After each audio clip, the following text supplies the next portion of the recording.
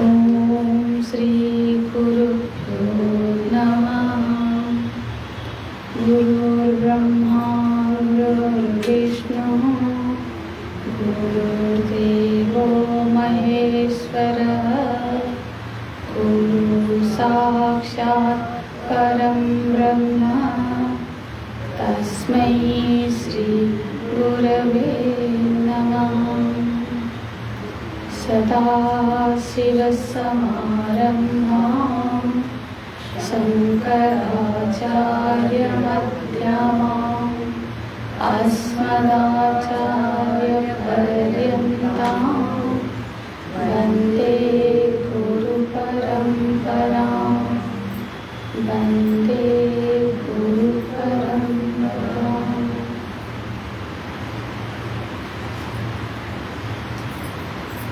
हरि ओम।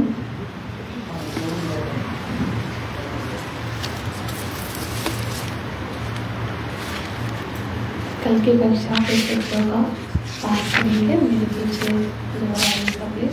सबके हाथ में बुक आ गई है ना?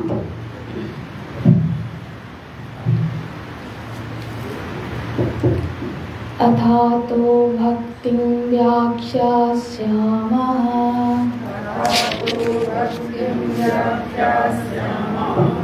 सा तु अस्मिन् परमप्रेमरूपा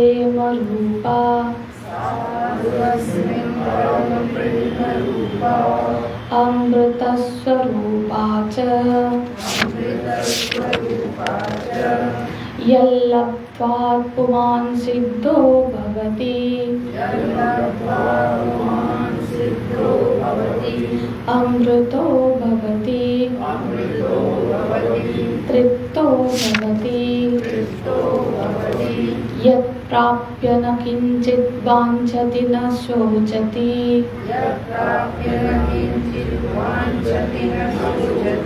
न द्वेष्टि न रमते न उत्साही भवति यत् ज्ञात्वा मत्तो भवति स्तब्धो भवति आत्मा रामो भवति सा न कामयमाना निरोधरूपत्वात् निरोधस्तु लोकभेद व्यापार न्यासः तस्मिन् अनन्यता तद्विरोधी उदासीनता च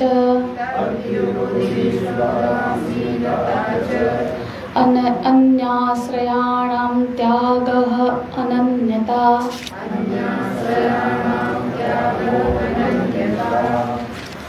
लोकभेदेषु तदनुकूलाचरणम्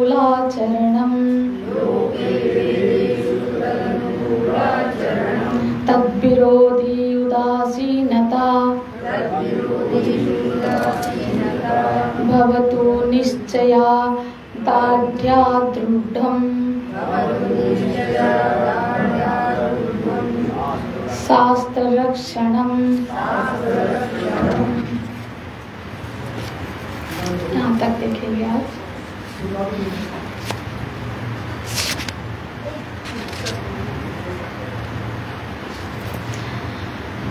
छठा मंत्र कल हमने इस पर थोड़ी सी व्याख्या किया था। यत् ज्ञात्वा मत्तो भवति स्तब्धो भवति आत्मा रामो भवति। छठा सूत्र। यत् ज्ञात्वा मतलब जिस परम प्रेम रूप भक्ति को, जो परम प्रेम रूप भक्ति को जानकर माने जिसको अनुभव कर मत्तो भवति, वो उन्मत्त हो जाता है।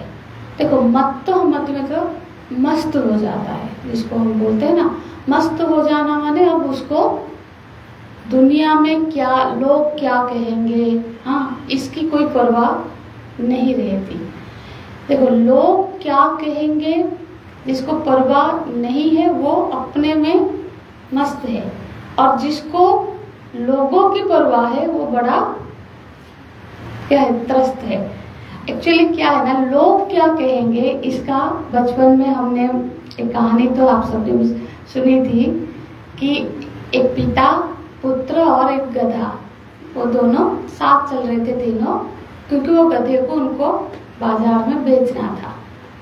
अब ऑब्वियसली गधे के ऊपर दोनों बैठे थे और जा रहे थे, तो कुछ लोग मिले, 2-3 लोग जा रहे थे, बोले देखो कितने मानुष्यता नहीं है, उस पशु पर कितना अत्याचार कर रहे हैं, दोनों बाप बेटे दोनों ही बैठे हुए हैं उस पर। तो ये सुनकर फिर बाप ने सोचा कि चलो ये लोग ऐसे बोल रहे, वो उतर गए, पिताजी नीचे उतर गए, वो चल के जा रहे और गधे पर बेटा बैठा है। आगे कुछ देर बाद और एक आध लोग मिले, बोले कि देखो कैसा क्रूर, कैसा कलयुग आ गया, बाप चल रहा है और बेटा गधे पे बैठा है। मतलब वो तब बाप जो पिताजी थे वो बैठ गए और बेटा चलने लगा। अब थोड़ी देर बाद किसी ने कहा देखो ये पिता है, बच्चे को चला रहा है और खुद गधे पर बैठ के जा रहा है। तो दोनों उतर गए, दोनों चले और गधे भी।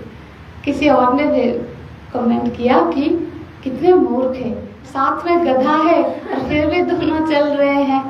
तो फिर दोनों बैठ गए। तो हम यहाँ क्या चर्चा कर रहे हैं कि कहाँ से शुरू किए थे, दोनों बैठे ही थे ना। तो इसीलिए आप कुछ भी करो, कोई ना कोई उसको कमेंट करेगा। मतलब ऐसा कुछ नहीं कि ये करो तो बोले, ये ना करो तो ना बोले। तो इसलिए जो मत्त भवति वो अभी ज्यादा दुनियादारी की, दुनिया में लोग क्या कहेंगे इस चक्कर में ज्यादा अब वो पढ़ते नहीं है, ठीक है। तो वो मत्तो भवति। अब इसीलिए जो संबंध है ना, ये लोग है, संबंध है, इनकी बहुत लिमिट, बहुत ज्यादा इसमें फंसना नहीं चाहिए। हाँ, तो अब मीराबाई जी ने जब उनके जो संबंधियां थे उनको बड़ा परेशान कर रहे थे, उनकी भक्ति में बाधक बन रहे थे, तो गोस्वामी जी उनके समकालीन हैं। तो उन्होंने गोस्वामी जी को पत्र लिखा, आप सब जानते ही होंगे कि मुझे इस हाल में क्या करना चाहिए। तो गोस्वामी जी बोले कि यदि कोई भगवान की भक्ति में बाधक बने तो तजीहु, उनका त्याग करो। जैसे कोई बैर है, कोई शत्रु है, उसी ऐसे उनका त्याग होना चाहिए, है ना। तो संबंध क्या है, देखो जीव का असल में किसी जीव से कोई संबंध नहीं है, जीव का परमात्मा से ही संबंध है। जैसे अग्नि है, जो विशेष अग्नि, शरीर में हमारे अग्नि है, तो जो अग्नि तत्व है, जो सामान्य अग्नि तत्व है, उसके बगैर शरीर की अग्नि की कोई वो नहीं रह सकती, वो जीवित ही नहीं रह सकती जब वो जो सामान्य अग्नि है उसके साथ उसका संबंध ना हो। ऐसे ही जो शरीर में वायु है और वो जो सामान्य वायु है उसके साथ यदि उसका संबंध ना हो तो वो जीवित, वो वायु नहीं रह सकती। तो इसी तरह से जो जीव है उसका संबंध यदि उस परमात्मा से ना रहे तो फिर वहाँ जीव का भी कोई अस्तित्व नहीं रहेगा। तो जीव की जो असली संबंधी है, जो संबंध है, वो तो परमात्मा के साथ ही है। तो इसीलिए हमें ये लोग क्या कहेंगे, जो मत्तो भवति, ऐसा उन्मुक्त होता है, जो स्तब्धो भवति, मतलब अभी देह का इतना भान नहीं है कि लोग मैं कैसे दिख रही हूँ, मैं अभी नाच रही हूँ, हो सकता है लोगों को कुछ अच्छा न लगे, उनको अभी उसका परवाह नहीं। वो अंदर इतने आनंद से भर गए हैं कि वो उन्मत्तता से, मतलब वो आनंद का प्रदर्शन कर रहे हैं, कोई जान के नहीं कर रहे। तो अभी बोलते हैं आत्मा रामो भवति। कल कोई प्रश्न कर रहे थे, वो आए, हाँ, आत्मा रामो भवति। कल थोड़ी सी चर्चा हमने किया था। आत्मा राम भवति माने आत्मा में रमण कर रहा है, ठीक है, अपने स्वरूप में रमण कर रहा है, मान लो। अब यहाँ ऐसा नहीं है कि स्वरूप अवस्था नहीं हुआ है, ये ज्ञानी की चर्चा नहीं हो रही है, रमण की क्रिया हो, रमण कर रहा है। ये भी थोड़ा सा समझ में आए कि आत्मा राम भवति, तो वो आत्मा में रमण कर रहा है। किस तरह का रमण हो रहा है? अब देखो, जैसे कि अब ऐसे समझिए, जैसे कोई विग्रह है, शिवलिंग है, ठीक है, शालिग्राम है। पहले क्या है, ऐसे तो हम सबका ज्ञान समझ क्या है कि ये पत्थर के हैं, पर उसमें भावना से हमने क्या हुआ, भगवत बुद्धि की, ठीक है। तो ये जो भावना है, हमने जब भावना से भगवत बुद्धि, जो हमारे घर में लड्डू गोपाल है, वहां हमने भावना से क्या किया, भगवत बुद्धि करते करते एक दिन ऐसा हो सकता है कि वहीं पे हम भगवान को प्रकट कर सके। अब जो ये आत्मा राम भवति में क्या हो रहा है, ये जो अंदर जो वृत्ति बन रही है वो भगवान भगवत वृत्ति बन रही है, और भाव क्या बन रहा है कि ये मेरे परमेश्वर है, जो सबके आत्मा रूप के परमेश्वर है, वही परमेश्वर का जो वृत्ति बन रही है, धीरे धीरे धीरे क्या होता है, वो जब ध्यानस्थ होकर, वो जब चित्त वृत्ति भगवताकार ही रहती है, तब भगवान उस चित्त में, उस हृदय में प्रकट हो जाते हैं। हाँ, अब वो उसी में रमण करता है। आप लोगों को भागवत की कथा पता ही है। परीक्षित जी एक जगह पे प्रश्न करते हैं कि ये जो सारी गोपियां थी, ऐसी कम है क्या? सबको ठीक? हाँ, ऐसे कर रहे हैं। हाँ, तो शायद बिजली भी है। तो हम क्या चर्चा कर रहे थे, गोपियां, परीक्षित जी पूछते हैं, भगवान श्री कृष्ण तो यशोदा जी के पुत्र थे, पर सारी गोपियां उनको उतना ही प्रेम करती थी। हाँ, वही प्रेम का जो स्तर था यशोदा जी से कोई कम नहीं था। तो ऐसे कैसे कि सभी एक जैसे प्रेम सब उनसे करती थी। तो वहां पे सुखदेव जी उत्तर में प्रसंग बताते हैं, क्योंकि गोपियों को भले ही वो लीला में भगवान को लीला पुरुष के रूप में देख रही है, उनके साथ वात्सल्य तरह का व्यवहार कर रही है, पर सबको ये पता है कि ये जो श्री कृष्ण है, ये सिर्फ यशोदा के पुत्र नहीं है, ये हम सबके आत्मा रूप जो परम ब्रह्म है वही अवतरित है, और अपने आत्मा से सभी को प्रेम होता है। तो उसी तरह से श्री कृष्ण जी से सभी को ही स्वाभाविक सा प्रेम था। इसलिए जो गोपी गीत में भी बोलते हैं ना, न खलु गोपिका नंदनो भव, कि हमको पता है कि तुम सिर्फ ये नंद के कुमार नहीं हो, तुम तो वही आत्मस्वरूप परम ब्रह्म हो। तो उन्हीं में रमण करना भी आत्म रमण ही है। इसी तरह से जो भी अपने इष्ट में रमण कर रहा है, उनका चिंतन कर रहा है, उसको यहाँ पे कहा गया है आत्म रमण। हाँ, आत्मा रामो भवति। तो इस परम भक्ति की, इस प्रेम रूपा भक्ति जब जागृत होती है, तो वो उसमें ये सारे, देखो 3 मंत्र हमने देखे। 5वें मंत्र में उसके अंदर की क्या स्थिति है, यत् लब्ध्वा पुमान् सिद्धो भवति अमृतो भवति तृप्तो भवति, ठीक है। दूसरे में जगत के प्रति उसका क्या व्यवहार है, न किंचित वांछति, न सोचति, न द्वेष्टि, न रमते, न उत्साही भवति। अब ये जो है, ये उसका बाह्य प्रदर्शन उस भक्त का कैसा होता है। इस तरह से उस भक्त का परिचय प्रदान किया। अब आगे के श्लोक में हम प्रवेश करेंगे। सही मंत्र में सा न कामयमाना निरोध रूपत्वात्। सा न कामयमाना निरोध रूपत्वात्। हाँ, क्या बोल रहे हैं उसका? सा न कामयमाना, उसमें वो जो उसका चित्त है, जो भक्त है, अब उसमें कोई कामना नहीं उद्रेक होती है, कामना रहित जीवन होता है। अब ये बहुत साधारण सी बात है। आप सोचो, कामना और भक्ति में, तो भक्ति भागवत का ही दृष्टांत है। भक्ति भगवान की,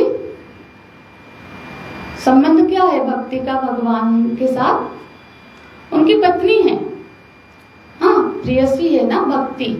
तो भक्ति पत्नी है, तो जो काम है वो क्या है? पुत्र है। प्रद्युम्न जी के रूप में जब कामदेव को भगवान ने भस्म कर दिया, आपको पता ना कथा? हाँ, ये तो सबको पता है कि जब कामदेव जी रति जो उनकी पत्नी ने जब विलाप किया और प्रार्थना की, तब शिव जी महादेव ने कहा कि ये भगवान के पुत्र के रूप में जब जन्म लेंगे और आपको पुनः प्राप्त होंगे। तो फिर भगवान श्री कृष्ण के पुत्र के रूप में, पद्मनाभ के रूप में कामदेव ही जन्म लिए न। काम से सारे जो ये हम ले रहे हैं चित्त में, तो भक्ति भगवान की प्रियतमा है और काम उनका पुत्र है ना। तो रिश्ता भक्ति और काम का क्या हो गया? माँ बेटे का हो गया, सेवक का हो गया, है ना। तो जिस चित्त में भक्ति है वहां काम का रमण नहीं होगा, वहां तो प्रभु का रमण होता है। जहाँ पे प्रभु का रमण हो रहा है वहां पे काम रमण नहीं रहेगा। तो इसीलिए जिस चित्त पर ये प्रेम रूपा भक्ति प्रकट हो जाती है, उस चित्त में फिर काम आदि जो विकार है वो प्रकट ही नहीं होते हैं, है ना। तो बोलते हैं सा न कामयमाना। अब व्यवहारिक दृष्टि पे भी आप देखो तो ये जो कामना है, हम बोलते हैं ना कि काम क्या है, बोलते हाँ आगे, ठीक है चलो। अब ऐसा है कि हम लोग भी बोलते हैं ऐसे व्यवहार में, अरे बहुत काम है। जब बहुत बिजी होते हैं बोलते हैं बहुत काम है। काम है माने हम लोग नहीं, बहुत काम है। बहुत काम है मतलब फंसे हुए हैं, बहुत कुछ करना है, फंसे हुए हैं। हाँ, हमने काम फंसे हुए हैं। फंसे हुए हैं माने, फंसे हुए हैं माने हमको भजन के लिए समय नहीं है।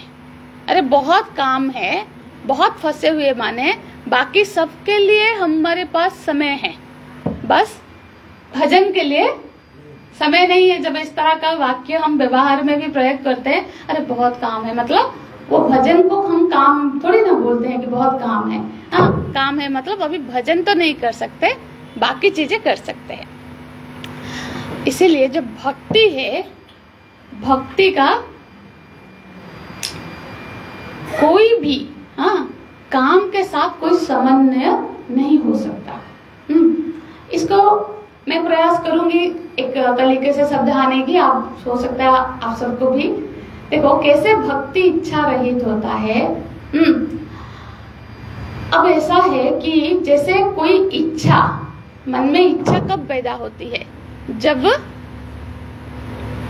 इच्छा पैदा होती है मतलब जब हम अपने को अपूर्ण माने, कोई परिच्छिन्न चीज होगी। परिच्छिन्न माने कोई जिसका सीमा है, कोई सीमित चीज है, कोई छोटी चीज है, तो एक स्वाभाविक सा प्रक्रिया रहती है कि वो हमेशा पूर्ण होना चाहता है। समझ में आ रहे हैं ना? कोई भी अपूर्ण चीज है तो वो क्या होगा कि वो पूर्णता की ओर जाएगी। पूर्ण मतलब कंप्लीट होना चाहती है। जैसे नदी है, नदी क्या करेगी? हमेशा समुद्र की ओर जा रही है। क्यों जा रही है? क्योंकि वो सीमित है और उसको ये पूर्णता का भाव तब आएगा, बोध तब आएगा जब वो समुद्र में मिल जाएगी। ठीक है, तो जब तक हम अपने को परिच्छिन्न सीमित मानते रहेंगे कि हम छोटे हैं, अल्प है, तब तक हमको पूर्ण बनने के लिए कुछ ना कुछ हम करते रहेंगे। ये अपूर्णता का भाव हमको हमेशा इंस्टिक्ट करता रहेगा कि हम कुछ करके पूर्ण हो जाए, हम कुछ करें। यही इच्छाएं हैं जो अपने को पूर्ण करने के लिए, नदी जैसे बह रही है पर भक्त, ये तो साधारण बात हो गई सबकी, पर भक्त के यहाँ क्या हो रहा है? जो भक्त है उसने नाता किसके साथ जोड़ लिया? पूर्ण परमात्मा के साथ। ठीक है, तो उसका चित्त में जब पूर्ण परमात्मा ही रह गए तो फिर वहां अपूर्णता का भाव ही नहीं है। तो फिर वो अपूर्णता की पूर्ति के लिए जो इच्छाएं थी वो इच्छा फिर उधर नहीं होगी, है ना। तो अब देखो, जरूरी नहीं हम लोग भी भक्त है ऐसा हम लोग को लगेगा कि हम भी तो भक्त है। हमको फिर अपना परीक्षण करना चाहिए, क्योंकि घटना तो यही होनी चाहिए। यदि सही ढंग में प्रेम रूप भक्ति है, कामना रही, हो सकता है बहुत बार क्या करते हैं ना, हम भगवान से प्रेम करते हैं, ऐसा नहीं, भगवान को हमारे जो चीज प्रेम में है उनको यूज करते हैं। मुझे पुत्र का ये हो जाए, पति का ये हो जाए, उसके लिए भगवान आप कर दो। मतलब हमारे जो इच्छा का केंद्र में भगवान नहीं है, वो जो संसार है। ठीक है, पर जिसको अभी भगवान से ही प्रेम हो गया, फिर अब उसके मन में इच्छा नहीं जागेगी, क्योंकि अभी वो पूर्ण ब्रह्म को धारण कर लिया। अब वहां पे अपूर्णता, परिच्छिन्नता का भाव नहीं है ना। इतना मुश्किल तो नहीं है, साधारण सब आसान है ना। तो अब वो क्या बोल रहे हैं? सान कामयमाना निरोध रूपत्वा। उस सा माने उस भक्ति में कामना नहीं है। क्यों? हेतु क्या देते हैं? निरोध रूपत्वा, क्योंकि वो निरोध रूप है। भक्ति निरोध रूप। देखो, निरोध रूप माने जैसे योग में आता है ना, योग चित्त वृत्ति निरोध। हाँ, योग का क्या होता है? अंतिम लक्ष्य जो है कि वो जब हम चित्त की वृत्ति को कहीं निरोध कर लिए, मतलब जो क्या उदयमान और लयमान विषय एक हो गया, बिल्कुल स्थिर हो गया। ये योग का प्रयास है कि वहां तक पहुंच गया, मतलब उनके लिए वही समाधि ही अल्टीमेट चीज है। ठीक है, तो वो लोग उसके लिए क्या क्या करते हैं? यम, नियम, प्राणायाम, प्रत्याहार, आसन, सारा जब कोई करता है तभी इस स्थिति पे पहुंचता है। पर यहाँ बोल रहे हैं जो भक्ति है वो निरोध रूप भक्ति आई, मतलब वो अपने आप निरोध की क्रिया अपने आप हो जाएगी। कैसे? निरोध करना मतलब बाउंड्री सेट कर लेना, कुछ सीमित कर लेना, किसी चीज को लिमिटेड कर देना, है ना। निरोध कर लिया हमने, एकाग्र करके एक जगह पर समेट लिया, है ना। निरोध किया मतलब उसको क्या किया? उसको बांध लिया। ऐसे एक शब्द से समझने को से। तो अब भक्ति क्या करती है? जब भक्ति जागृत होती है, भक्ति हमेशा भगवान की, है ना, या गुरु की जो भी, तो भक्ति से क्या क्रिया होगी? जब भक्ति जागी तो भगवान कृपा करके चित्त को बांध देते हैं। कैसे? भगवान 3 तरह से चित्त को बांधते हैं। एक तो जब हम व्यवहार कर रहे हैं, जो भक्त होता है, अब उसके लिए सर्वत्र, हाँ, हर कुछ क्या हो गया? ये भगवान का ही विराट स्वरूप है, विग्रह है। तो ये जो भक्त की दृष्टि में वो हिमालय है, तो वो कोई पर्वत नहीं है। टूरिस्ट क्या बोलेगा, देखो कितना सुंदर है, बर्फ है, नहीं, ये तो भगवान का विग्रह हम हिमालय की भी पूजन करते हैं। गंगा जी हमारे लिए भगवान के चरणों से चरणोदक है। तो जब हम गंगा जी में निमंजन करते हैं या फिर स्नान करते हैं तो ऐसा भाव होता है कि देखो ये गंगा तो भगवान के चरणों को स्पर्श करके आई है, तो उनका जानो कि गंगा जी के कृपा से हमको भगवान का स्पर्श प्राप्त हो रहा है। तो अब ये एक भक्त की बुद्धि है, सबको ऐसा नहीं लगेगा, है ना। तो भक्त का क्या हुआ, जब वो व्यवहार कर रहा है ना, पृथ्वी भी भगवान की पत्नी है, तो इस तरह से जब वो व्यवहार कर रहा है, सब में उस अंतर्यामी भगवान ही बैठे हैं, इस तरह से अब उसका व्यवहार करते हुए हर सर्वत्र भगवान उसको दिखाई पड़ रहे हैं। तो इस तरह से भगवान ने उसके चित्त को बांध दिया, जहां भी देख रहा है, जिससे भी बात कर रहा है, उस पर भी उसको वही भगवत वृद्धि हो रही है। दूसरा क्या कर रहे हैं, परिस्थिति देके देखो, सुदामा जी को दरिद्रता देके बांध लिया, किसी को ऐश्वर्य देके बांध लिया, बलि को बलि का सब कुछ ले लिया, पर उसके चित्त को बांध लिया। कैसे? सुदामा जी का जब आप वर्णन सुनेंगे ना भागवत में, परिचय जब सुखदेव जी देते हैं, उनका नाम बोलना ही भूल जाते हैं, बोलते हैं कृष्ण सखा। और वो कैसे है, प्रशांत आत्मा, हाँ, जितेंद्रिय, इस तरह से उनका परिचय करते हैं। तो भागवत में सुदामा ऐसा नाम नहीं लिखा है, तो क्या करते हैं कि वो प्रशांत आत्मा है, और फिर बोलते हैं उनकी पत्नी है सुशीला, वो दरिद्रा। अब वो कैसे दरिद्रा हो गई, पर इनको नहीं बोल रहे दरिद्र, हाँ। तो भागवत की दृष्टि से जो संतुष्ट नहीं है वही दरिद्र है, क्योंकि उनकी पत्नी संतुष्ट नहीं है। सेम कंडीशन पति पत्नी दोनों का ही है, पर भागवत ये नहीं बोल रहा है कि सुदामा दरिद्र है, क्योंकि वो एक भक्त है। उनकी दृष्टि क्या है कि भगवान मुझे ऐसा रखना चाहते हैं। हो सकता है यदि मेरे पास ऐश्वर्य होता तो मैं भक्ति में मन नहीं लगाता, तो भगवान को लगा कि मुझे दूसरे चीजों में ना उलझा के मुझे दरिद्र बनाया कि मैं दिन रात सिर्फ उनका नाम ले लूं। तो ये भक्त की दृष्टि होता है, चाहे जो भी परिस्थिति दिया, उस परिस्थिति को भगवान की इच्छा के रूप में वो स्वीकार करता है, ठीक है। तो इसी तरह से भगवान उस भक्त को बांधते हैं। तीसरा होता है जब वो जप करता है, पूजा करता है, हाँ, भगवान का ध्यान करता है, तो भगवान उसके चित्त में शांति के रूप में प्रकट होकर उसको बांधते हैं, क्योंकि उसको वो जो शांति प्राप्त हुई वो उसको बांध देता है ना, कि ये शांति मुझे जप से मिली, भगवान के ध्यान से मिली, उनके पूजन से मिली। तो इस तरह से भगवान क्या है, निरोधता, ये भक्ति निरोध कर देता है चित्त को उस क्रिया से, वो सब चीजों में जो भगवान को प्रिय है, भगवान की ओर ले जाए, उस चीजों में उसको बांध देता है। ये जो भगवान का जो सारे अवतार है ना, कोई दुष्टों को मारने के लिए नहीं है। भगवान के भ्रुकुटी विलास से जब प्रलय हो सकता है, ये रावण कुंभकर्ण ये क्या चीज है, ये तो भक्त को बांधने के लिए, लीला के चिंतन करने के लिए, ताकि भक्त भगवान की लीलाओं का स्मरण करे, चिंतन करे।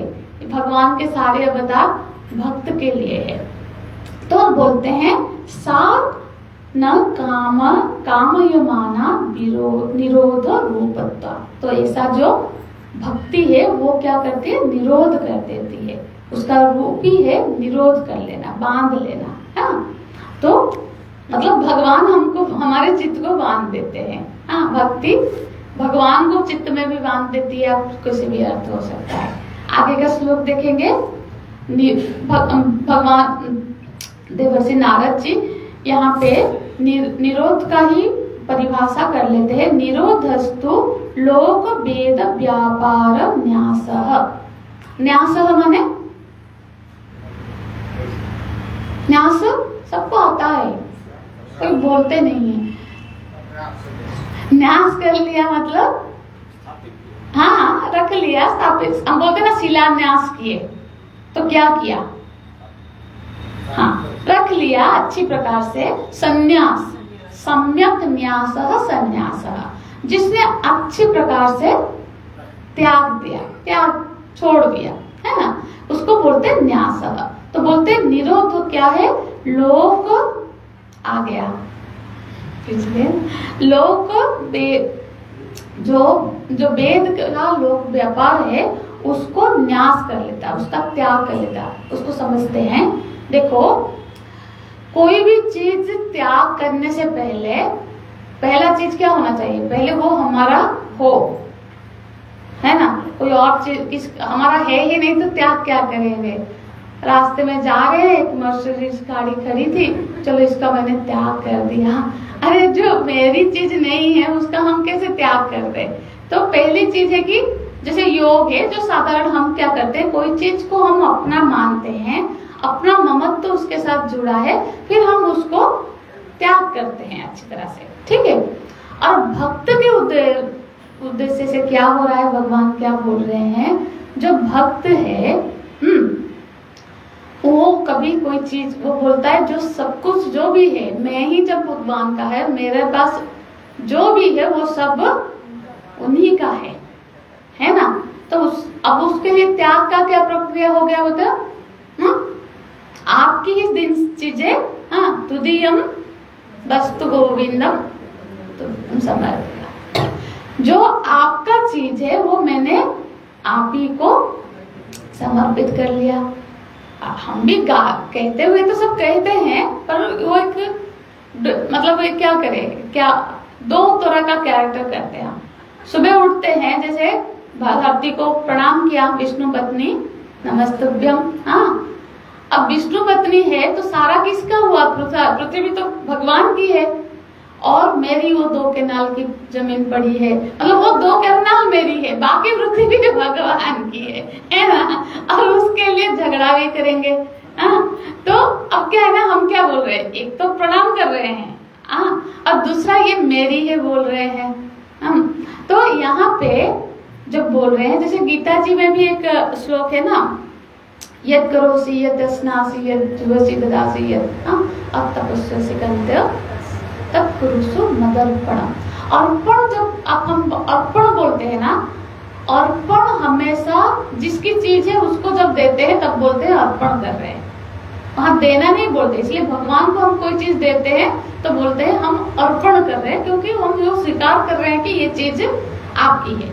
तो भगवान बोल, अब यहाँ पे हम क्या चर्चा कर रहे हैं, जो लोक व्यापार जितना भी उसका कार्य कर, जो भी क्रियाएं हैं, जो भी व्यवहार है, जो भी वो अनुष्ठान कर रहा है, वो सबका सब भगवान को अर्पित है।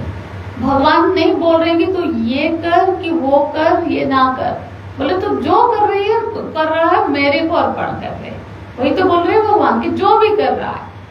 हाँ, तो इस तरह से अब बोल रहे हैं कि निरोधस्तु लोक वेद व्यापार न्यास, न्यास कर दिया उसने, जो भी अपना कर्म है और अपने सब कुछ भगवान से ही अर्पण करके, मतलब उन्हीं का है, इस भाव से वो उसको उपयोग करता है, पर उसका भोग नहीं कि मेरा है इस भाव से नहीं करता है। आगे का श्लोक क्या है,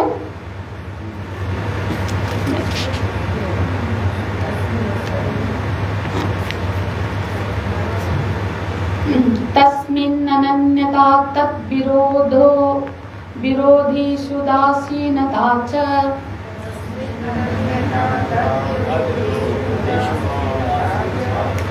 तस्मिन् अनन्यता, हाँ, अब अनन्यता,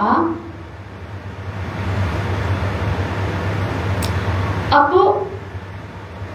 कोई भी चीज देखो, अनन्य मतलब न अन्य अनन्य, जहां दूसरा ना हो, अनन्य है माने, अब हमारी जो श्रद्धा है, आश्रित बुद्धि, तो क्या बोल रहे हैं, जो हमारी आश्रित बुद्धि है वो भगवान में हो।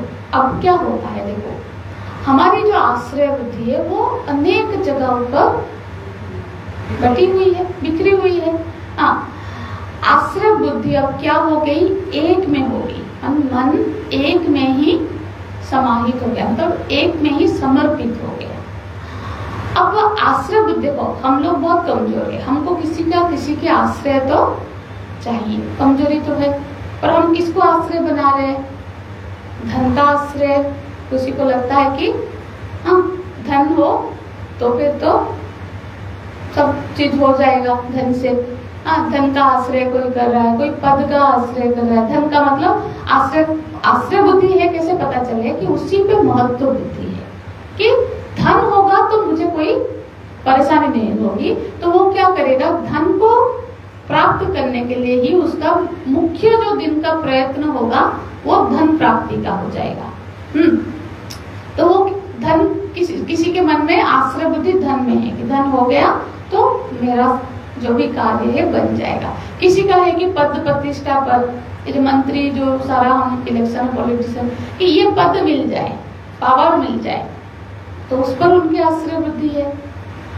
कभी किसी को लगता है कि संबंधियों पर भी बड़ा आश्रय बुद्धि है। अरे तू क्या समझता है, मेरे को पता है वो मेरा ऐसे मामा जी कलेक्टर है, ये है, तो क्या है ना, कोई संबंधी है जो बहुत पावर है, उसी में हमारा आश्रय बुद्धि है कि हमको कोई परेशानी हो गई तो वो हमें मदद कर लेगा। कोई दोस्त है कोई भी, तो इस तरह से हमारे जो आश्रय बुद्धि साधारणतः हम सबकी कहीं ना कहीं बटी हुई है।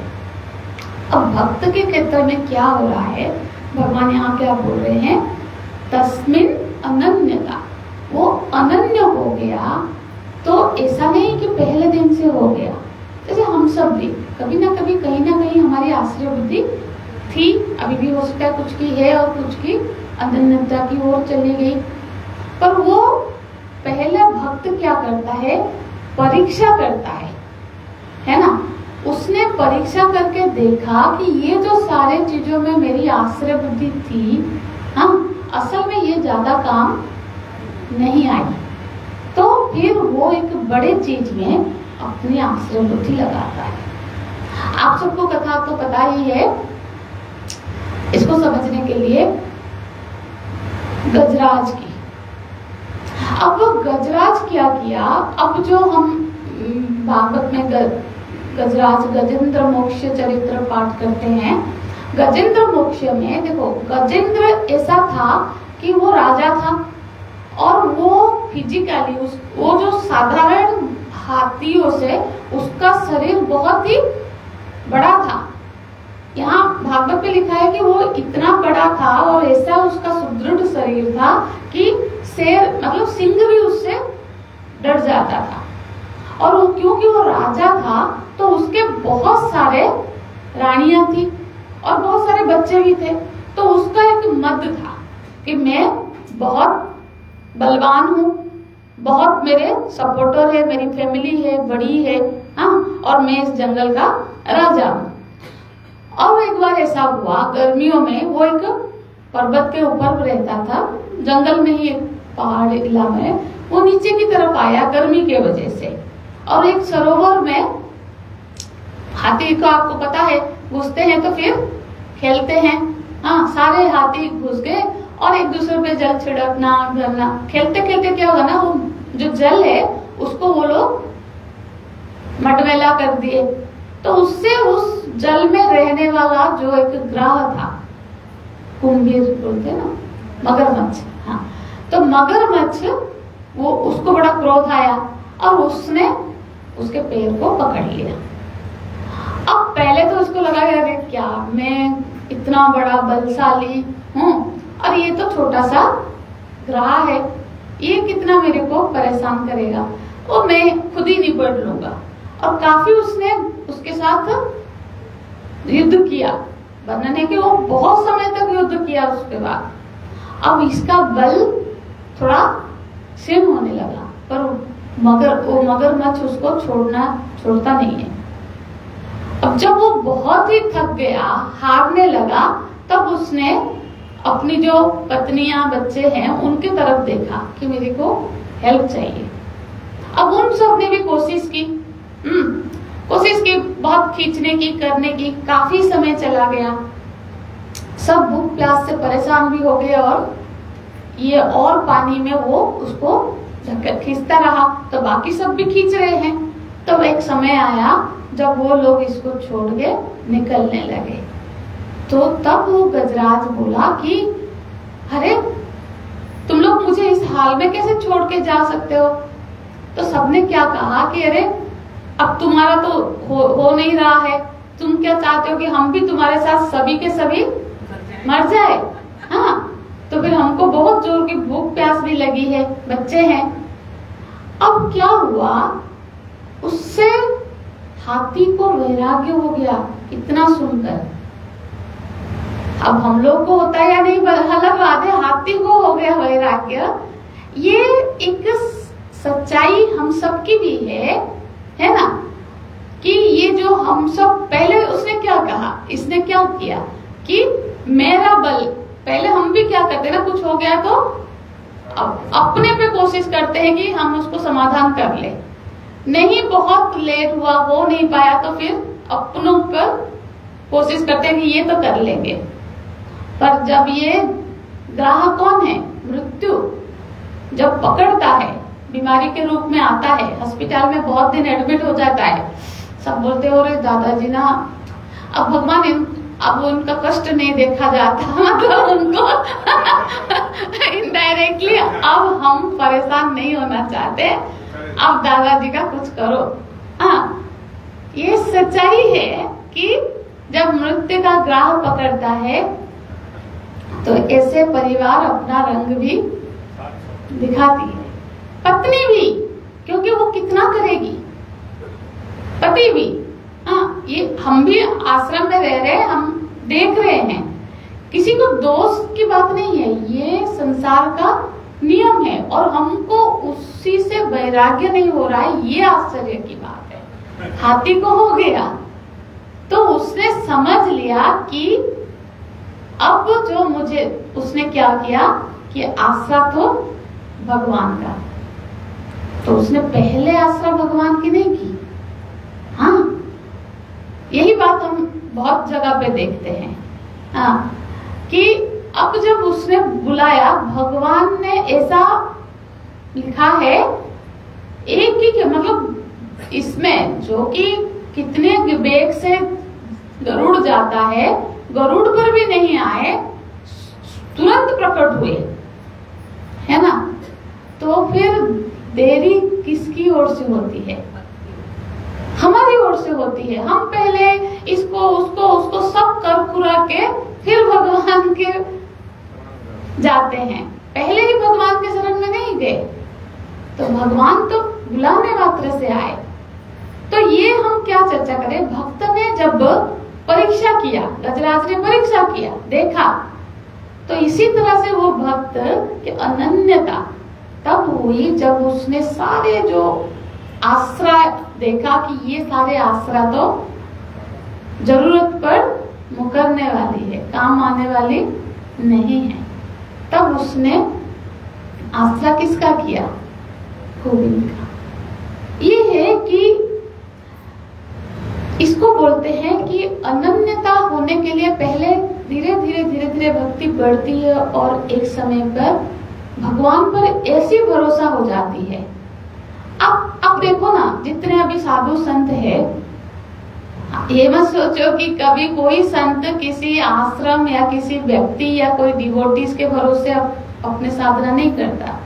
हम लोग सब घर छोड़े हैं, छोड़े क्या, चलो भगवान के मार्ग में निकले, जो छूट रहा है, कुछ ऐसे प्रयास पूर्वक कुछ छोड़ा नहीं जाता है। पर भरोसा क्या है? भगवान का। वो कहाँ रख रहे हैं, किस दिन किसका हाथों में खाना भिजवा रहे हैं, कौन कर रहा है, वो हमको वो हाथ नहीं दिख रहा है। पर ऐसा कभी नहीं हुआ कि एक दिन हमको कुछ चाहिए और हमारे पास वो नहीं है, है ना। ये फिर आपकी अनन्यता को दृढ़ करती जाती है। कि अब कोई बोल रहे थे कि उन्होंने ये सोचा, संत ही है, कि मैं देखूंगा कि पूरा तीर्थ उनको कहीं एक जगह का करना था, कोई बुकिंग नहीं, कोई प्री प्लानिंग नहीं, कुछ नहीं, ऐसे निकल पड़े। कि देखते हैं किस तरह से मेरा ये तीर्थ भ्रमण हो पाता है। पुरुष शरीर में है तो थोड़ा इजी है, चलो स्त्री शरीर में भी कभी कोई ये भरोसा होना चाहिए। हाँ, तो अब उनका ये कहना था कि ऐसा हुआ कि एक दिन ऐसा नहीं कि उनको कहीं पे रहने का खाने का नहीं मिला, यहाँ तक कि और ज्यादा सम्मान, कभी कोई बिठा रहा है कहीं पे, जो ऐसे ही निकल गया उसका सारा दायित्व भगवान ने लिया और उनका संकल्प पूरा कराया। तो बोलते हैं तस्मिन् अनन्यता तत् विरोधी उदासीनता। इसका 2 बार आ रहा है, उसमें भी हम चर्चा करेंगे। इसमें उदासीन क्या रहना है, ये 10वां श्लोक भी इसके साथ ही देख लेते हैं। देखो, तस्मिन् अनन्यता का ही व्याख्या है अन्याश्रयाणां त्यागः अनन्यता। बोलते हैं जब अन्य सारे आश्रयों का कोई त्याग कर दे उसी को बोलते हैं अनन्यता। ये भी वो भी।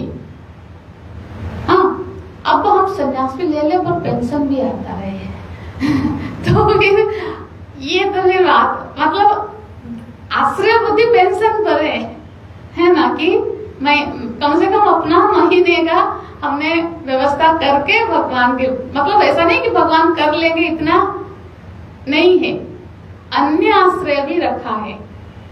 अब तब तो भगवान बड़े मजे लेते हैं, तो जब और उनको व्यभिचार पसंद है, वो उनको पूरा का पूरा चाहिए। वो बहुत ही इस मामले में लालची है, वो थोड़ा सा कॉम्प्रोमाइज नहीं करेंगे कि तू आधा उधर का, आधा दुनिया का, आधा मेरा नहीं चलेगा। पूरा आता है तो बोल, नहीं तो अपना देख, वो नहीं तब तक संभालते। तो अब देखो द्रौपदी जी का क्या हुआ। द्रौपदी जी को कोई पूछा, ऐसे किसी संत की बात है, भागवत में तो ऐसा नहीं लिखा है, पर पूछा कि भगवान आप इतना अंत में द्रौपदी के पास आए, आप तो पहले भी आ सकते थे। हाँ, तो भगवान ने कहा उसको तो पहले मेरी याद ही नहीं आई। देखो, द्रौपदी को क्या भरोसा था कि मैं तो इतने बड़े वीरों के परिवार से हूँ, भीष्म पितामह है, द्रोण है, धृतराष्ट्र है, सब है। मेरे पतियां जो कि अभी उस समय के दुनिया में सबसे श्रेष्ठ योद्धाएं हैं, वो है, मेरे को क्या हो सकता है ना। तो उन्होंने पहले क्या देखा, पहले जब दुशासन उनका वस्त्र हरण करने लगा, वस्त्र, तो वो पहले सोचे कि कोई तो उठेगा, अर्जुन अभी उठेगा, अभी कोई तो पांच पति है मेरे, ये तो पितामह ही बोलेंगे। सारे भरोसे जैसे जैसे जैसे जैसे टूटते गए, और फिर भी वो अपने भरोसे उसको पकड़ के रखी है। और भगवान तब तक बैठे हैं जब उन्होंने हाथ उठा लिया कि पाही माम गोविंद, तब एक क्षण देरी नहीं की, है ना। तो फिर बात है कि हम पहले भी वो, पर देखो आप, जब उत्तरा जी की बात आई, उत्तरा जब भाग के आई, उत्तरा ने किसी की तरफ नहीं देखा, पहले ही भगवान के चरणों में आ गई। वहां सभी खड़े थे, वहां उनके अर्जुन जी भी थे, सभी बड़े से बड़े योद्धा सब थे। उसको कुछ तो उत्तरा की शरणागति और द्रौपदी की शरणागति में यहाँ पे फर्क, हालांकि दोनों ही भक्त है, पर उत्तरा के लिए भगवान ही सबसे पहले, उनके उसको बोलते हैं अनन्यता, उसके लिए और कोई दूसरा आश्रय नहीं है ना। ऐसे जो अनन्यता भगवान को चाहिए, तो हमको क्या है ना, अब जरूरत नहीं है, आप भरोसा करो इस गुरुदेव की इस व्यासपीठ से हम बोल रहे हैं, अन्य आश्रय की जरूरत नहीं है। इसलिए अपनी इतनी चिंता करने की जरूरत नहीं है, क्योंकि हम नहीं करते हैं और हमारा सारा काम होता है। हम इस भरोसे अपने अनुभव से बता रहे हैं कि उनके भरोसे तो रहा जा सकता है। इसलिए अपने लिए कुछ चिंता करने की, कुछ करने की, बच्चे पूछेंगे नहीं पूछेंगे, क्या होगा, इसकी कोई भक्त का जीवन बड़ा आनंदमय होता है, निश्चिंतता भरा होता है, क्योंकि अब उसने अपने को पूरा भगवान को समर्पण कर लिया। इतने अब अनंत, इस यहाँ क्या बात होती है, अनन्यता में ये है कि उसने एक बड़े आश्रय को ले लिया, कुछ छोड़ा ऐसा नहीं है। तो छोटे चीजें अपने आप छूट ही जाएंगी। जब आपने बड़ा सा आश्रय ले लिया, ऐसा आश्रय जो सब कुछ करने में समर्थ है, तो फिर वो क्यों जाएगा किसी को छोटे मोटे फिर इसको रिक्वेस्ट करने के लिए, है ना। जो राजा ही दोस्त है तो फिर क्यों किसी और को हेल्प के लिए बोले। तो अब यहाँ पे क्या हुआ कि उसने एक बड़ा आश्रय ले लिया। हाँ, ऐसे ही भाव है। देखो मीराबाई जब वृंदावन गई, आप सब जानते हैं जीव गोस्वामी जी उस समय बड़े संत थे। अब देखो उनका कोई अपना नियम होगा कि हम नारियों से नहीं मिलते, कुछ भी नियम होगा। तो जब इन्होंने उनकी महिमा सुनी थी और उनसे मिलना जाना चाहा, जाके बोले कि मैं माँ गोस्वामी जी से मिलना चाहती हूँ। अब जो भी सेवक होंगे वो जाके बोले कि महाराज जी कोई आपसे मिलने आना चाहती है, कोई महिला है, कोई स्त्री है। तो उन्होंने कहा कि हम तो स्त्रियों से नहीं मिलते। तब वो आके जब बोला तो मीराबाई बोले ठीक है, पर मेरा तो भ्रम आज टूट गया। मुझे तो पता था कि एक ही पुरुष है, अब ये दूसरा भी पुरुष कोई है वो मुझे नहीं पता था। अब उसके बाद तो उन्होंने समझा कि मतलब यहाँ कैसा अनन्यता है कि उनकी दृष्टि में कोई दूसरा पुरुष ही नहीं है ना। ऐसी भक्त की दृष्टि है, ऐसे महान भक्तों की धरती है हमारी, ऐसे समर्पण और आदर से हमारे लिए ये तो बोलते हैं अन्याश्रयाणाम त्यागः अनन्यता। सारे आश्रयों का उसने त्याग कर लिया। अब बस मेरे तो गिरधर गोपाल, दूसरा ना कोई। तो बोलते हैं आगे के श्लोक देखेंगे उसमें फिर ये सब भी आएगा।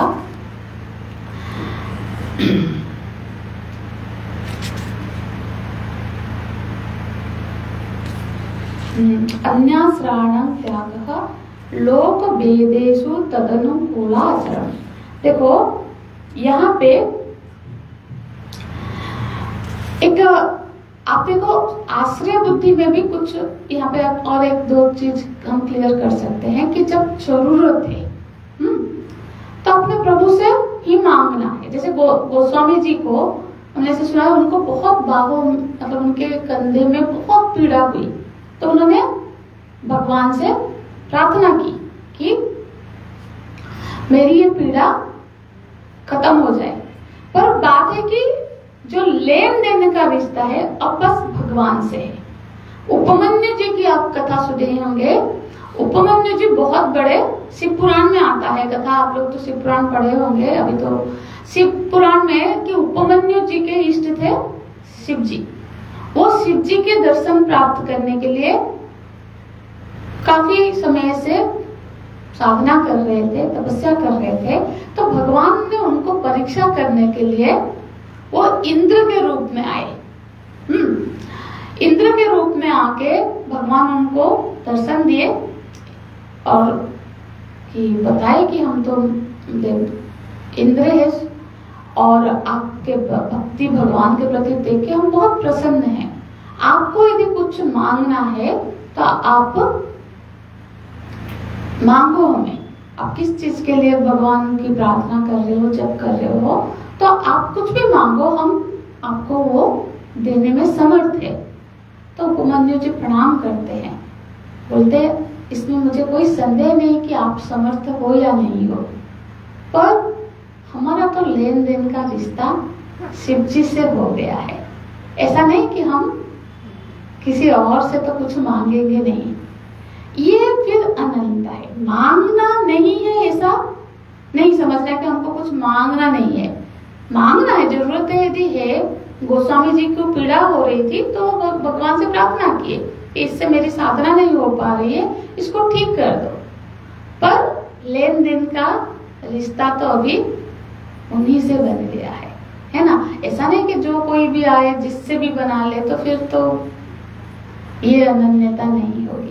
पर प्रहलाद जी का थोड़ा डिफरेंट है। प्रहलाद जी आप तो सुन रहे थे, जब भगवान ने कहा कि प्रहलाद मैं बड़ा प्रसन्न हूँ, तुम कुछ मांग लो, तो बोलते भगवान मुझे अब ये मांगने के व्यापार में मत डालो, है ना, ये प्रलोभन मत दिखाओ। मांग मांग प्रलोभ होते, बोलते मुझे ये प्रलोभन मत दिखाओ कि मैं कुछ मांगू। फिर भी भगवान जब दोबारा बोलते हैं कि कुछ मांगो, मैं उसमें कुछ देना चाहता हूँ, तुरंत प्रहलाद जी मांगते हैं। क्योंकि जब कोई बड़ा देना चाहे और उसको बार बार मना करो तो ये भी एक अशिष्टता होती है। तब बोलते हैं यदि आप बार बार मुझे कुछ देना चाह रहे हैं तो इसका मतलब है कि मेरे अंदर शायद कोई कामना बाकी है। तो बस आप इतना कृपा कर दो कि मेरे अंदर कोई और कामना बाकी ना रहे। कितनी अनन्य भक्त है ना। तो ये प्रहलाद जी है। तो आगे का श्लोक में लोक वेदेषु तदनुकूला आचरणम तद विरोधेषु उदासीनता। अब देखो, लोक वेदेषु तदनुकूला आचरणम, जो कर्म करते हुए उनके अनुकूल आचरण हो। लोक में मतलब जो व्यवहार में या वेद के कर्म कांड हो, कोई भी साधना कर रहे हो, भक्त का क्या होता है कि उसका सारा जो आचरण है, सारा कर्म है, तद अनुकूल, उनके अनुकूल हो। देखो, अनुकूल और प्रतिकूल आप समझते हैं। कुल माने किनारा, अनुकूल माने जो उनके किनारे पे हो। तो हम कोई भी कर्म करते हुए ये विचार करें कि ये जो कर्म है मेरे वासना के किनारे पर है या मेरे प्रभु जी के किनारे पर है ना। तो फिर यहाँ पे जो कर्म कर रहा है, तो सारे कर्म ही कैसे हो, उनके अनुकूल हो। मतलब यहाँ जो करता है, कर्म है, वो करने वाला ही भक्त हो गया। जो मैं है, मैं जो क्या हुआ, जब मैं भक्त हो गया, जो करता है जब वो एक भक्त हो गया, तो उसके द्वारा किया गया सारा ही कर्म भगवत अनुकूल हो गया। मतलब मैं को जब हम भक्त बना लेंगे ना, तो मैं से जो सारा कार्य होगा वो भगवत अनुकूल आचरण ही होगा, उनके किनारे, है ना, अनुकूल। अब इसको देखो, कोई यदि पूछेगा कि हमको कैसे पता चले अनुकूल, मतलब देखो हमारे जैसे तानसेन या फिर सूरदास जी थे, उनको राजा से बुलावा आता है कि तुम बहुत अच्छे गाते हो, मेरे लिए गाओ। वो बोलता है कि मेरी संगीत भगवान के लिए है, किसी मनुष्य के लिए या किसी कोई सुन रहा है, भक्त है, अलग बात है, पर उसका जो समर्पण है वो सिर्फ भगवान के लिए है।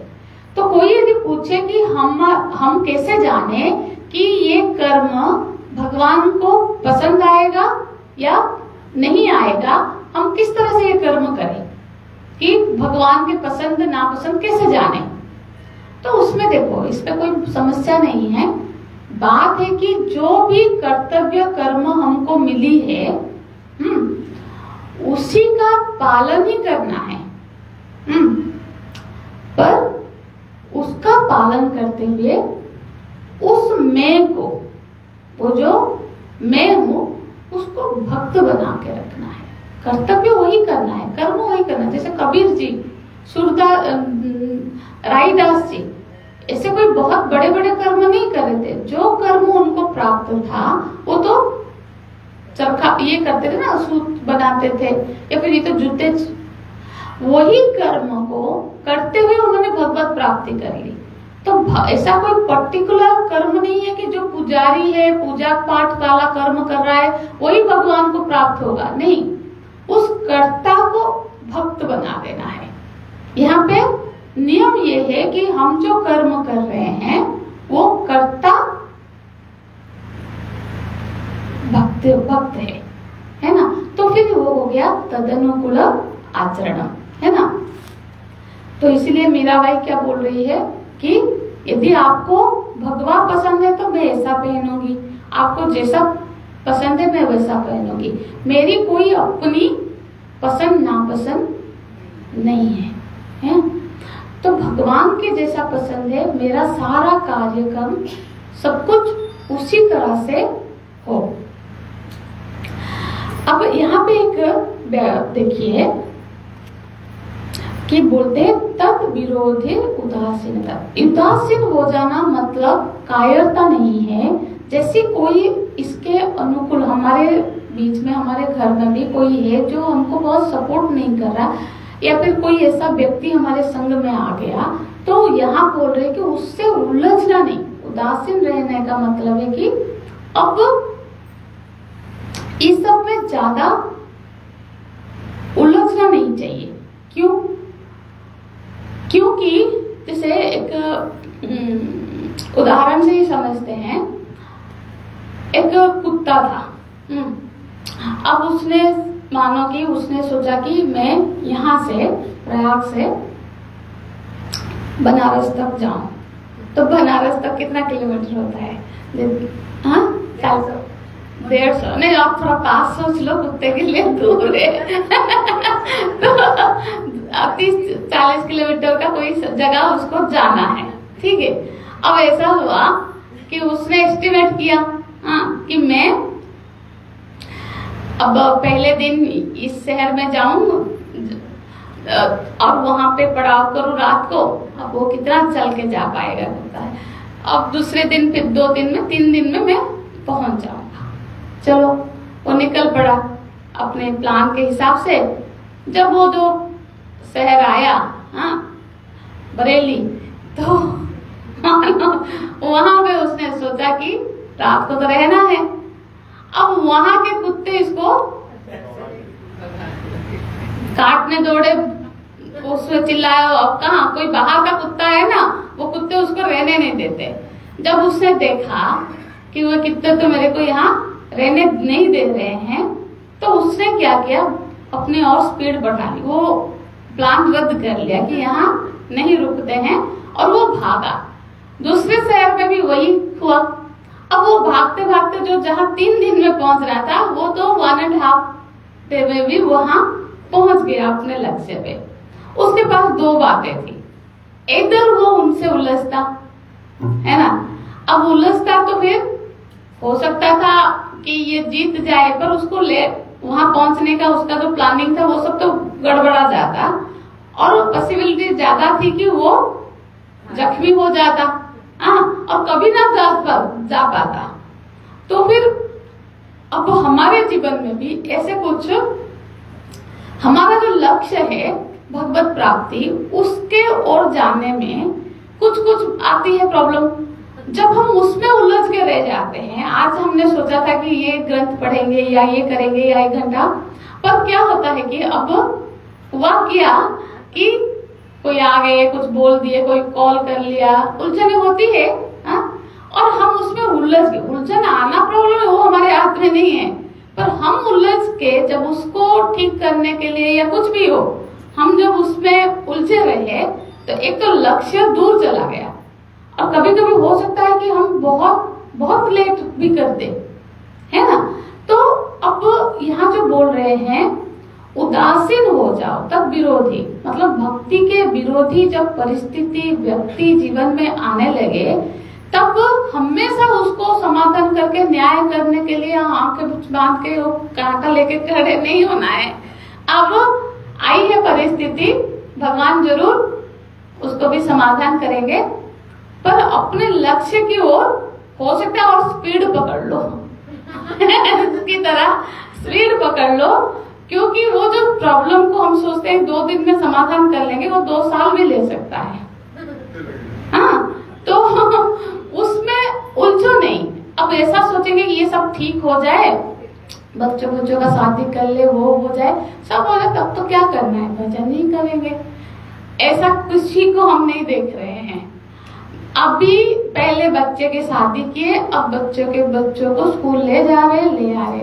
आज अच्छे मैं क्या करूं, हम बच्चे को छोड़ के वो दोनों नौकरी करते। मेरे पास ऐसे बहुत अम्माएं हैं बड़े दुखी है ना कि हम तो जीवन भर नौकरी भी हमने किया और सब भी बच्चों को बड़ा किया, सोच रहे थे कि अब ऐसा मन तो बहुत है, सत्संग उनको बहुत पसंद है और इतने बंधे हुए हैं। अब एक बार जो बंधन अभी पड़ा है ना, वो बच्चा 10 साल होने तक नहीं छूटने वाला। ऐसा नहीं कि अब छूटने वाला है। तो ये प्रश्न मैंने कभी स्वामी जी से पूछा था कि स्वामी जी ऐसे हमारे पास आते हैं कि ये जो नाती पोते को पकड़ के ही, अब उनका तो फिर जो कर सकते थे साधना भजन वो भी गया, तो शास्त्र में वो फिर कंफ्यूजन कहाँ होते हैं कि कहीं हम ये भी तो हमारा कर्तव्य है।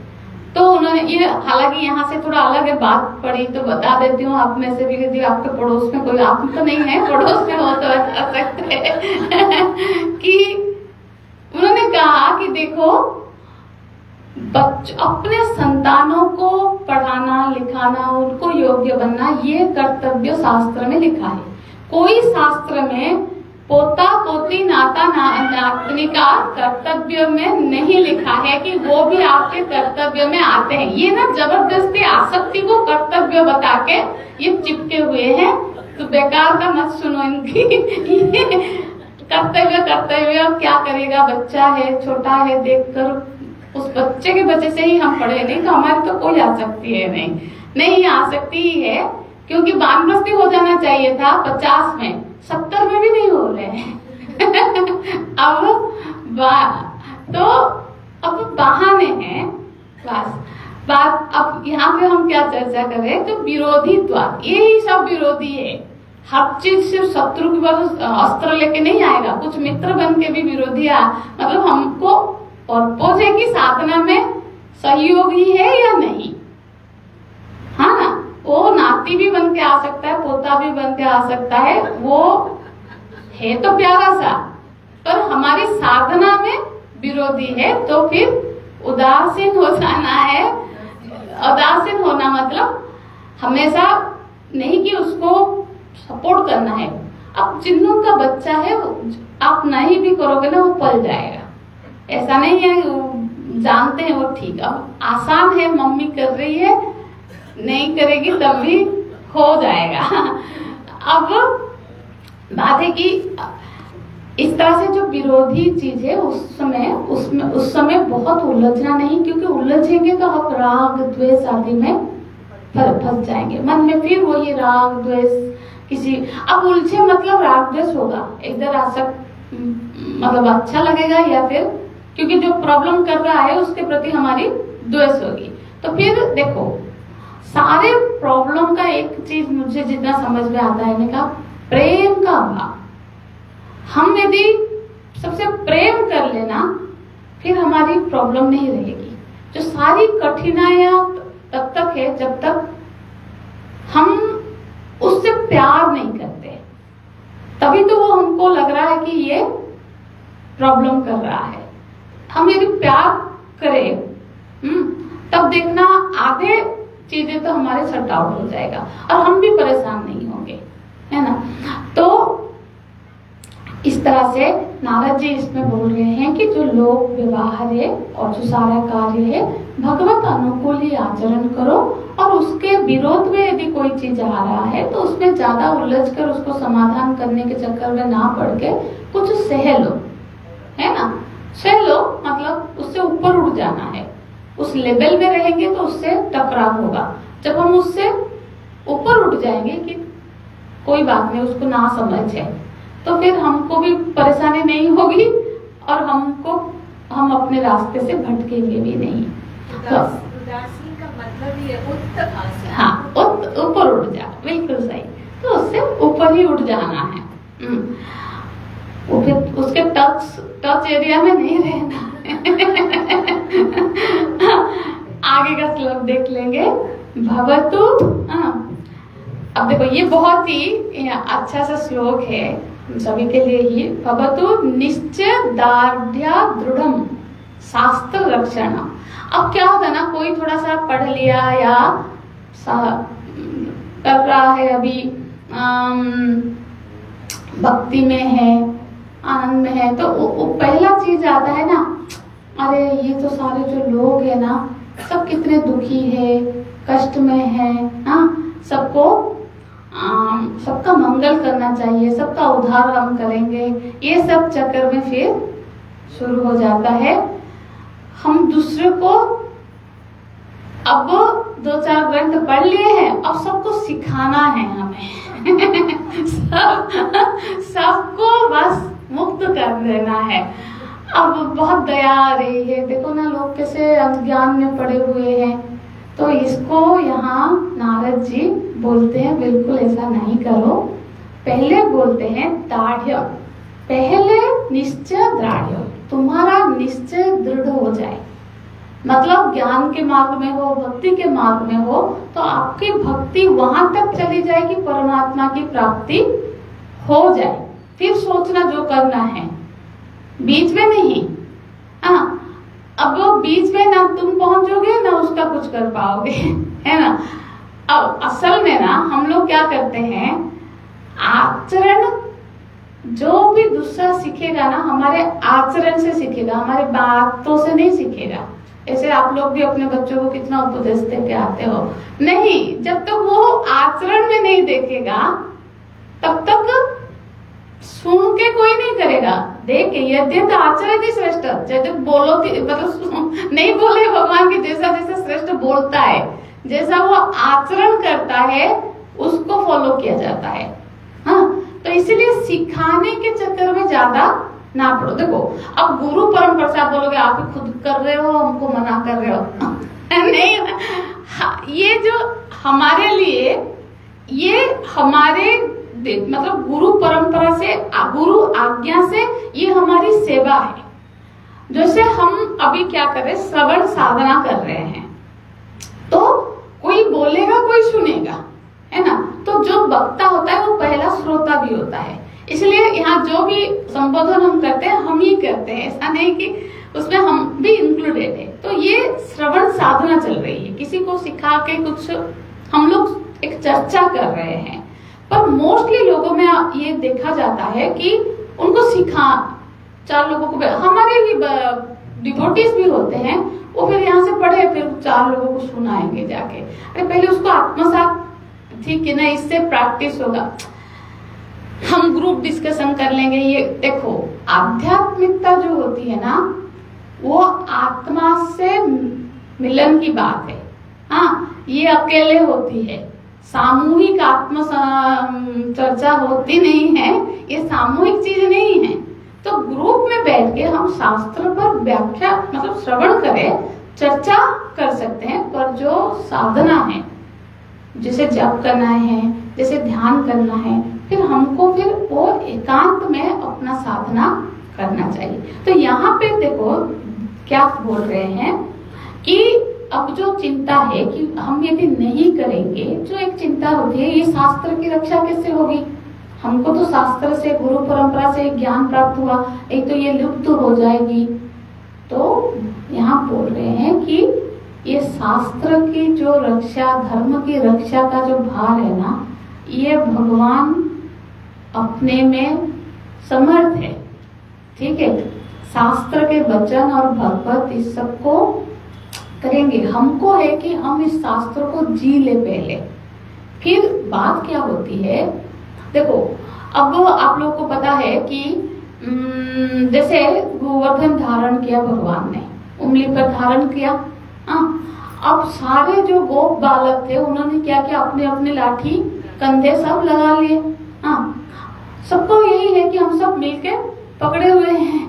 तो फिर 1-2 दिन हो गया और उनके तो बहुत कंधे भी दुख रहे हैं, वो पैर हाथ इधर कर रहे हैं उधर कर रहे हैं, अब ऐसे कर रहे हैं, कभी सर के बल उसको लगा रहे हैं, कंधा को थोड़ा रिलैक्स कर रहे हैं।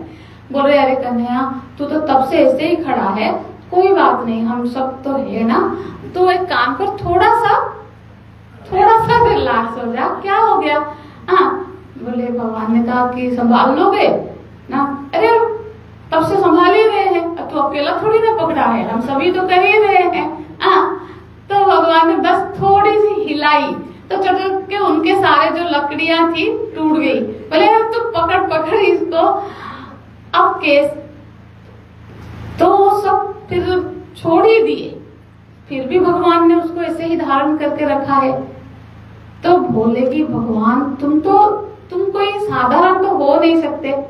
हमको लग रहा था कि हम सब मिलकर पकड़े हैं, असल में तो ये आप ही के इसमें ही धारण हुआ है। इसी तरह से हम सबको जो लग रहा है कि हम इस धर्म को पकड़ के कर रहे हैं, ऐसा नहीं है। भगवान देखो, भगवान क्या करते हैं, जैसे भगवान शंकराचार्य जी आदि अनेकों संत, पहला काम होता है हमारा कि हम उस शास्त्र को जिए, उस ज्ञान प्राप्त करें, भक्ति प्राप्त करें, उसकी चरमता को पहुंचे, योग्य बने, इंस्ट्रूमेंट बने कि भगवान हमें, फिर जैसा उनका हमारा लक्ष्य है भगवत प्राप्ति हो गया, फिर भगवान हमसे जो कराना है कराए, है ना। तो फिर ऐसे जो है उनसे भगवान ऐसे फिर कार्य कराते हैं। हमारा काम है कि हम अभी योग्य बने, हम उस चीज को पहले प्राप्त करें। तो धर्म की रक्षा वही लोग कर रहे हैं। अब आजकल ऐसे होता है ना, धर्म बीच में मुझे भी वो सुन के भी बड़ा अच्छा नहीं लगा। जैसे कि अभी वहां हुआ था, अभी तो नहीं, काफी दिन हो गए, बांग्लादेश में जैसे हिंदुओं का, तो एक हमारे बहुत अच्छे डिवोटी थे मीटिंग में। अरे ये जो साधु संत लोग है ना, ये सब बैठ के, उनके शब्द भी बड़े खराब ही थे। ये लोग ये सब बैठ के बस ऐसे पिस्ता बादाम खाते रहते, उनका ये शब्द था, ये धर्म के लिए कुछ नहीं कर रहे, उनको चाहिए।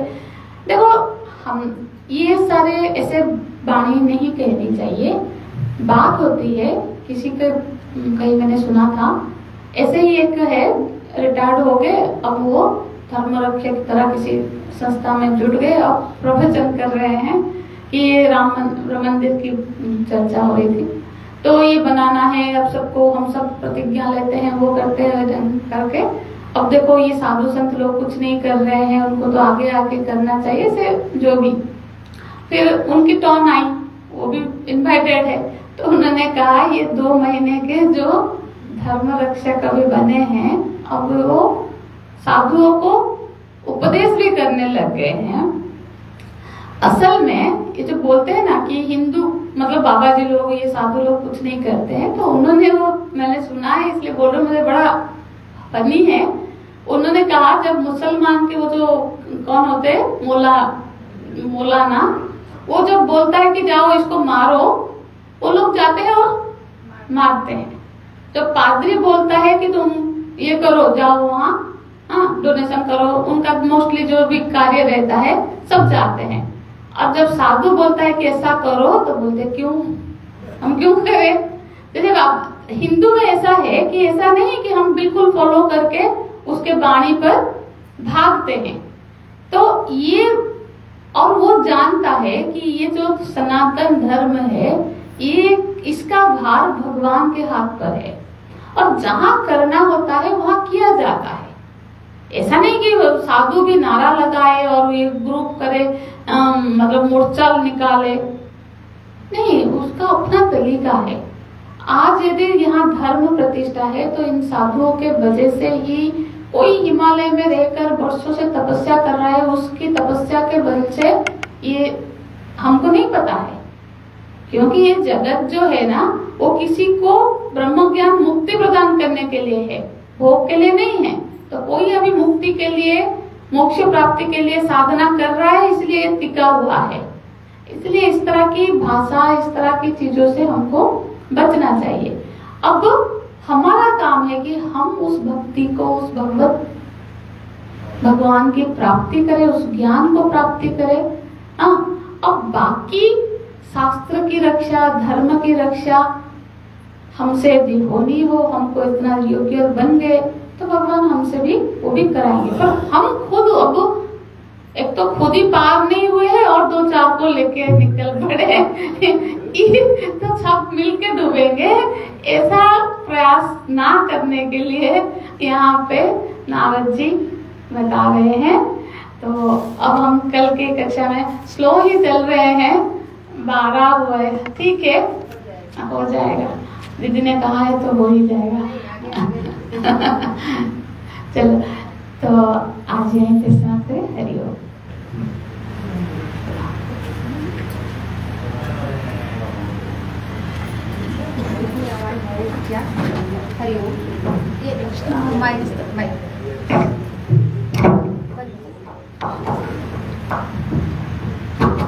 ये नहीं ये कैसे बनता?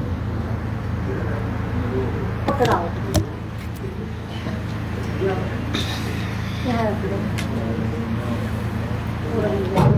हेलो, आप लोगों को यहाँ पे एक बैनर दिख रहा है।